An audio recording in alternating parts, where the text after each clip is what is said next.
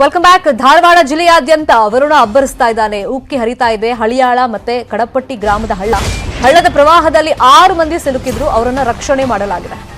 ವರುಣನ ಆರ್ಭಟಕ್ಕೆ ಕುಂದಗೋಳ ನಲುಗು ಹೋಗಿದೆ. ಮನೆಗಳಿಗೆ ನೀರು ನುಗ್ಗಿದೆ. ಕೆರೆ ತರ ಕಾಣಿಸ್ತಾ ಇದೆ ರಸ್ತೆಗಳು. ಮನೆಗೆ ನೀರು ನುಗ್ಗಿದ ಮೇಲೆ ಅದನ್ನು ಹೊರಗಡೆ ಹಾಕ್ಬೇಕಲ್ಲ. ಪಾಪ ಸ್ಥಳೀಯರು ಆ ನೀರನ್ನು ಹೊರಗಡೆ ಹಾಕೋದಕ್ಕೆ ಹರಸಾಹಸ ಪಡ್ತಾ ಇದ್ದಾರೆ. ಅಂದ್ರೆ ಗ್ರಾಮೀಣ ಪ್ರದೇಶಗಳಿಗೂ ಮಳೆ ನೀರು ನುಗ್ಗಿದೆ. ಧಾರವಾಡ ಜಿಲ್ಲೆಯ ಕುಂದಗೋಳ ತಾಲೂಕಿನ ಗ್ರಾಮೀಣ ಭಾಗದಲ್ಲಿ ಹೆಚ್ಚಿನ ಪ್ರಮಾಣದಲ್ಲಿ ಮಳೆಯಾಗಿದೆ. ಗ್ರಾಮೀಣ ಭಾಗದಲ್ಲಿ ಜನರ ಬದುಕು ಅಸ್ತವ್ಯಸ್ತವಾಗಿದೆ.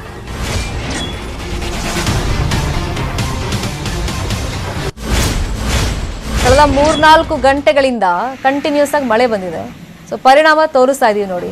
ರಾತ್ರಿ ಹಿಂಗ ಆಗ್ಬಿಟ್ರೆ ಜಾಗರಣೆನೆ. ತಗ್ಗು ಪ್ರದೇಶದಲ್ಲಿ ಇರೋರಿಗೆ ಮನೆಯೊಳಗೆ ನೀರು ಬರುತ್ತಲ್ಲ ಅವ್ರಿಗೆ ಏನ್ ಮಾಡಕ್ಕಾಗತ್ತೆ. ಮನೆ ಅಂತೂ ಬಿಟ್ಟು ಹೋಗಕ್ಕಾಗಲ್ಲ ರಾತ್ರಿ ಟೈಮಲ್ಲಿ. ಹಾಗಾಗಿ ಒಂದು ಆ ನೀರನ್ನು ಹೊರಗಡೆ ಇವರನ್ನು ನೋಡಿ ಉತ್ತಮ ಕ್ವಾಲಿಟಿಯ ಗಾಣದ ಎಣ್ಣೆಯನ್ನ ಜನರಿಗೆ ಮಾರಾಟ ಮಾಡ್ತಾರೆ. ತಿಂಗಳಿಗೆ ಸುಮಾರು 5 ಲಕ್ಷ ಸಂಪಾದನೆ. ನೀವು ಮಾಡಬೇಕಾ? ಇವರಿಂದ ಕಲಿಬೇಕಾ? ಫ್ರೀಡಮ್ ಆ್ಯಪ್ ಅನ್ನ ಈಗಲೇ ಡೌನ್ಲೋಡ್ ಹಾಕೋದಕ್ಕೆ ಹರಸಾಹಸ ಪಡ್ತಾ ಇದ್ದಾರೆ. ನೀರು ಆ ಫ್ಲೋ ಸರಿಯಾಗಿದ್ರೆ, ಕಮ್ಮಿ ಆಗ್ತಾ ಇದ್ರೆ ಹೊರಗಡೆ ಹಾಕಿದ್ರೆ ಪ್ರಯೋಜನಕ್ಕೆ ಬರುತ್ತೆ. ಆ ನೀರಿನ ಲೆವೆಲ್ ಜಾಸ್ತಿ ಆಗ್ತಾ ಇದೆ, ಹಂಗೂನು ಆ ಮನೆ ಒಳಗೆ ನುಗ್ಗಿರೋ ನೀರನ್ನು ಹೊರಗಡೆ ಹಾಕಿದ್ರೆ ಪ್ರಯೋಜನಕ್ಕೆ ಬರಲ್ಲ. ಮತ್ತೆ ಆ ನೀರು ಒಳಗಡೆ ಬರ್ತಾಲೇ ಇರುತ್ತೆ. ತುಂಬಿ ಹರಿತಾ ಇದೆ. ನಾನು ಕೆಲಸ ಒತ್ತಡದಿಂದ ಲೇಟ್ ಆಯ್ತು. ಆ ಕೆಲಸ ಮುಗಿಸ್ಕೊಂಡು ನಾವು ಊರಿಗೆ ಹೋಗ್ಬೇಕಾದ್ರೆ ಹಿಂಗೆ ಹಳದಾಗ ಸಿಕ್ಕೊಂಡಿದ್ದು ನನ್ನ ಸ್ನೇಹಿತ ಚಂದ್ರು ನನ್ಗೆ ಕಾಲ್ ಮಾಡಿದ್ರೆ ಅವಾಗ ನಾನು ಗಂಗನವ್ರಿಗೆ ಮಾಡಿದೆ.